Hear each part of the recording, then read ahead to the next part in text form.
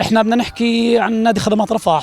خدمات رفح فريق كبير وفريق بعيش الضغوطات، بس اليوم انا كمدرب واحنا كمنظومه نادي خدمات رفح اكيد تفكيرنا في البطوله هذه بتيجي من تعب، بتجيش من فراغ. الكل بتعب والكل بيجتهد، كل منظومه نادي خدمات رفح.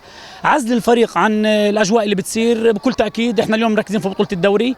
انا كمدرب اليوم لازم اعزل لاعبين عن التواصل الاجتماعي. التواصل الاجتماعي انت بتعرف الكل بيضغط، الكل بيغلط، الكل بيحكي، فهذا انا مفهم لعيبتي انه بده يكون بعيد كل البعد احنا عن الامور هذه. تركيزنا في المستطيل الاخضر، ولاعبين خدمات رفح عودونا والحمد لله رب العالمين. يعني احنا ماشيين في الطريق الصحيح لا شك. وانا برجع وبكرر، الضغوطات هي اللي بتصنع كل حاجه. اليوم انا فريق خدمات رفح متعود على الضغوطات، لا شك انه الضغوطات هي نجاح انا بعتبرها. لا شك انه المنافس قوي، شباب رفح كان الاتحاد الشجاعي وما زال الاتحاد الشجاعي في المنافسه.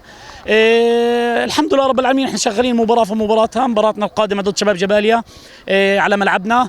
يمكن احكي لك اياها مشتغلين عليها كويس. ربنا بيكرمنا ان شاء الله بالثلاث نقاط وبنقدر نكون ماشيين بالطريق الصحيح.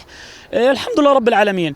موضوع الجماهير للأمانة يعني صدمنا، الكل انصدم انه الجماهير، يمكن انت بتعرف الجماهير هو ضغط او للفريق، هو بعطي اريحية للفريق. يعني اللاعبين ممكن مع الجمهور بيضغط برضه لاعبيننا. فانا بعتبرها هذه، يعني انا بتمنى قبل ما احكي موضوع الجمهور، احنا لو موجود الروح الرياضية في ملاعبنا، انا بعتبر انه الاتحاد لا شك انه ما بيحكيش في موضوع الجماهير.